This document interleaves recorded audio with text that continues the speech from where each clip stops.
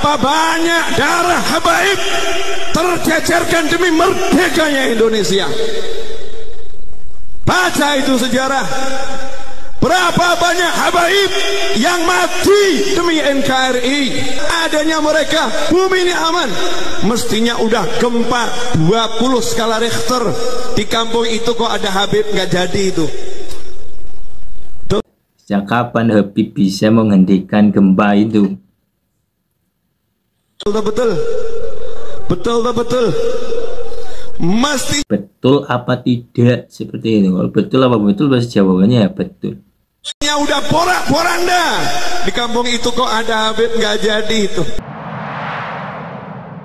Assalamualaikum warahmatullahi wabarakatuh. Bertemu lagi di channel Islam Teman. Islamnya moderat dan santai. Kali ini akan membahas klaim yang sangat keliru dari seorang Habib yang katanya ngaku cucu Rasulullah, yang mana kemerdekaan Indonesia itu berkat jasa para keturunan beliau yang sangat keluar dari jalur sejarah.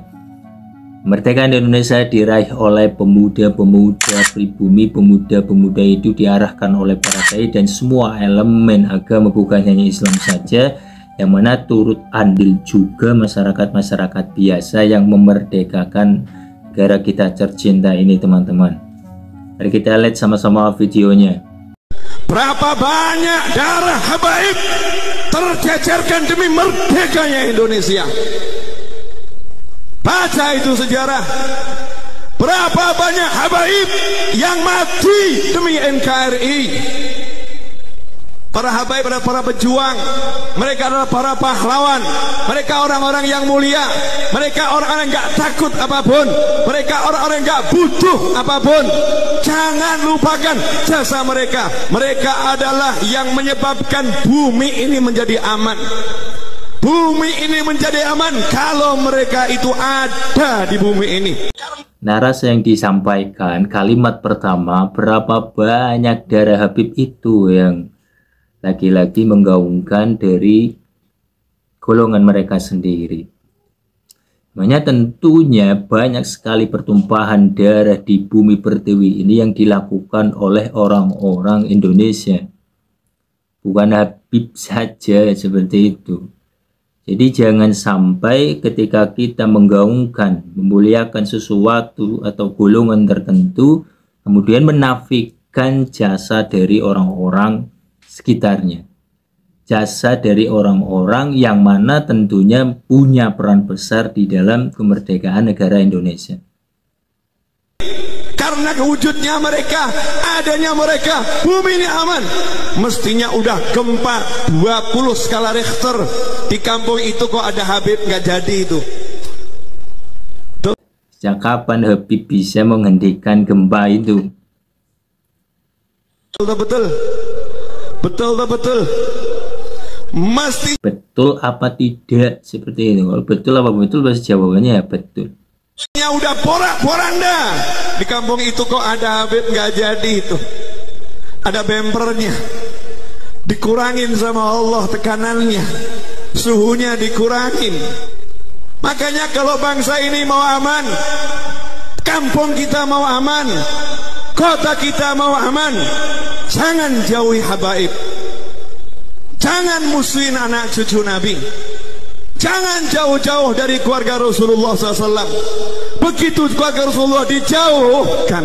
Gimana ini termasuk doktrinan ya?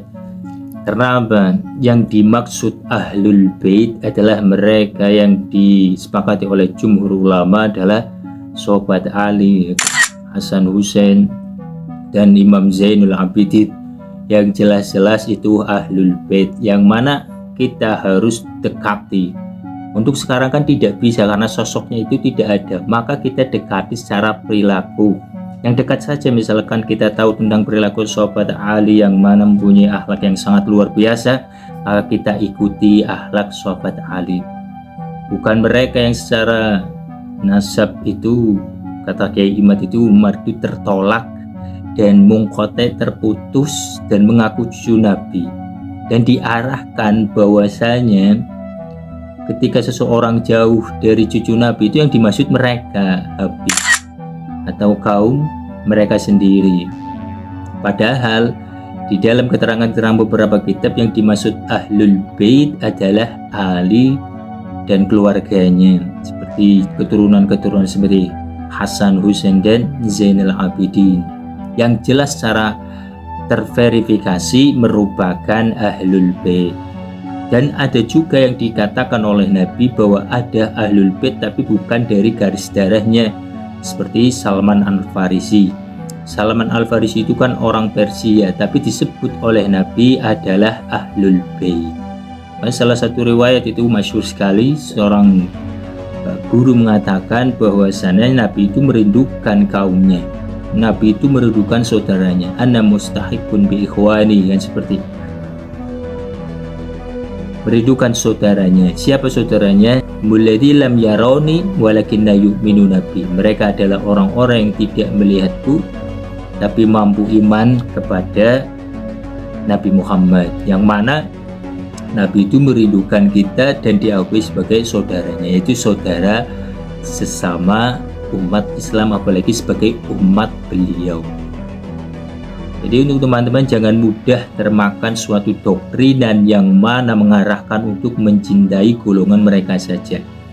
Yang wajib kita cintai sebenarnya adalah, hakikatnya adalah seorang ulama. Yarfa'ul ladzina amanu minkum walladzina utul ilma darajat.